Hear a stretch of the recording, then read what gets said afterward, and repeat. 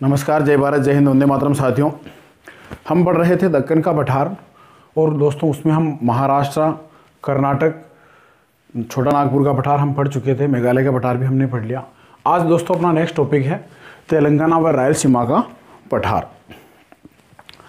दक्कन के पठार की बात करें दोस्तों तो दक्कन का पठार, जिसे हम दक्षिणी प्रायद्वीपीय भारत का पठार कहते हैं, उसी को हमने अलग अलग भागों में डिवाइड किया था और एक हिस्से को कहा हमने महाराष्ट्र का पठार, एक को कहा था हमने कर्नाटक का, और आज उसी के पूर्व का जो हिस्सा है, जैसे ये था अपना महाराष्ट्र और उसके बाद ये था अपना कर्नाटक का पठार। तो अब देखिए दोस्तों, जैसा कि आप जानते हो, यहाँ अपनी पश्चिमी घाट पर्वतमाला। अब ये जो एरिया है आंध्र प्रदेश का, जिसमें से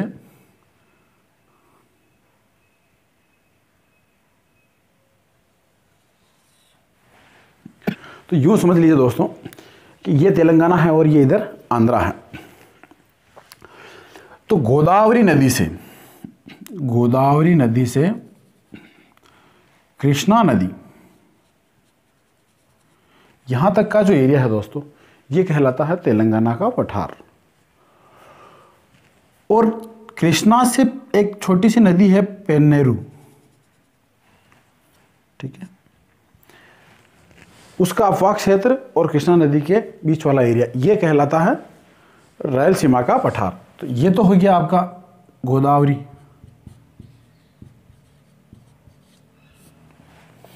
ये हो गई आपकी कृष्णा,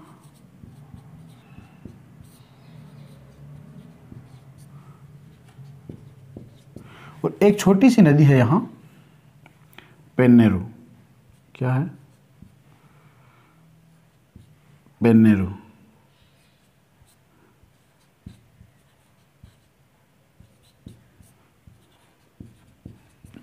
ये जो एरिया है दोस्तों, ये कहलाता है अपना तेलंगाना का पठार, ठीक है, और ये कहलाता है अपना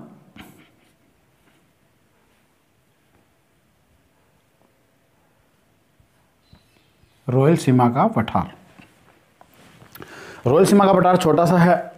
आंध्रा के 4 जिले अनंतपुर, चित्तूर, कुडप्पा और कुर्नूल, केवल ये 4 जिले जो है इनमें जो है फैला हुआ है रायलसीमा का पठार, और ये भी एक छोटा सा एरिया है जिसे हम तेलंगाना का पठार कहते हैं।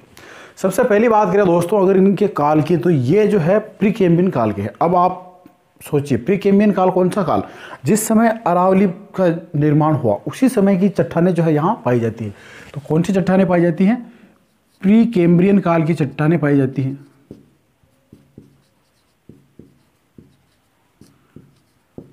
ठीक है।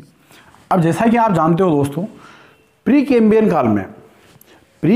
काल के अंदर जो भी चट्टानें थी उनमें क्या पाया जाता है? सबसे याद रखना हमेशा, अरावली पर्वतमाला में प्री कैम्ब्रियन काल की चट्टानें पाई जाती, तो वहाँ अधात्विक खनिज ज़्यादा निकलते। तो यहाँ भी अधात्विक खनिज ज़्यादा है। क्या है? अधात्विक खनिज।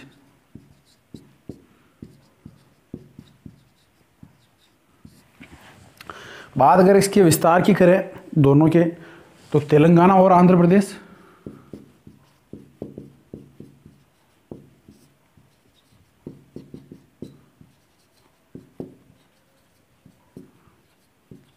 और आंध्र प्रदेश में सिर्फ 4 जिले, ठीक है। अब अधात्विक खनिजों में जिस प्रकार अरावली में ग्रेनाइट है उसी प्रकार यहाँ भी ग्रेनाइट चट्टानें हैं। तो क्या निकलेगा यहाँ? ग्रेनाइट, बलुआ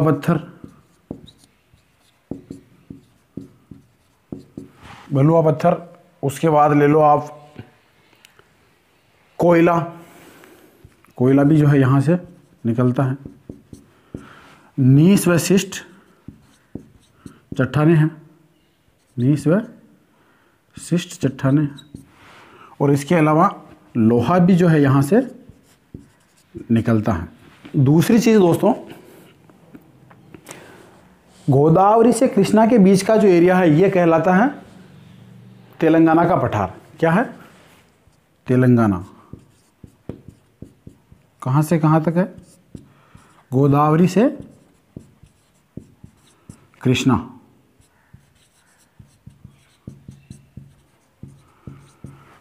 और रायलसीमा कौन सा कहलाता है? कृष्णा नदी से पेनेरू नदी के अफवाह क्षेत्र तक। कृष्णा के दक्षिण में, कृष्णा के दक्षिण में आंध्र प्रदेश के 4 जिले कौन कौन से हैं? नाम लिखो आप। एक तो है अनंतपुर,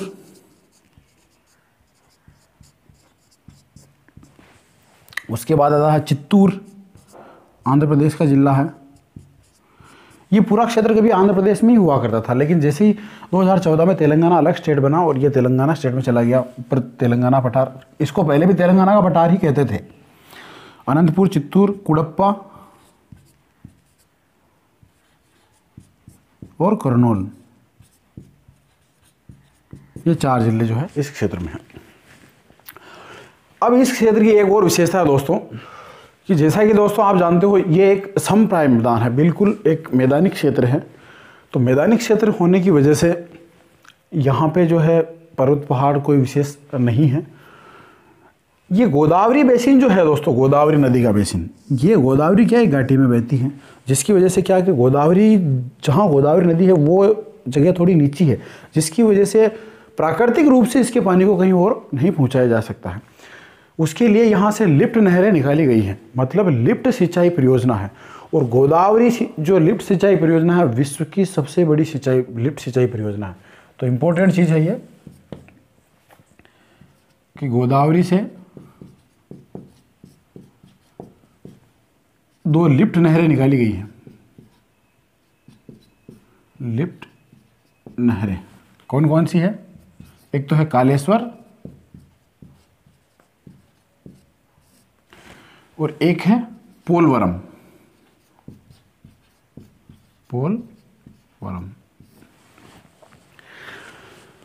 गोदावरी लिफ्ट सिंचाई परियोजना जो है विश्व की सबसे बड़ी लिफ्ट सिंचाई परियोजना है। क्या है? विश्व की सबसे बड़ी लिफ्ट सिंचाई परियोजना है।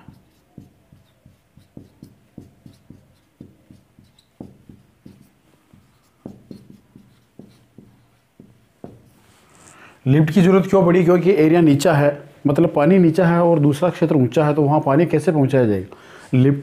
पानी को लिफ्ट करके ही जो है वहाँ पहुँचाया गया। ये थी दोस्तों इसकी कुछ विशेषताएं। बिल्कुल छोटी सी बात है, ये तेलंगाना और आंध्र प्रदेश के 4 जिलों में फैला हुआ है। तेलंगाना व रायलसीमा का पठार। तेलंगाना का पठार जो है गोदावरी नदी से कृष्णा नदी तक फैला हुआ है। और बात करें अगर रायलसीमा की, तो रायलसीमा जो है आंध्र प्रदेश के 4 जिले कौन कौन से? अनंतपुर, चित्तूर, कड़प्पा और कुर्नूल में फैला हुआ है।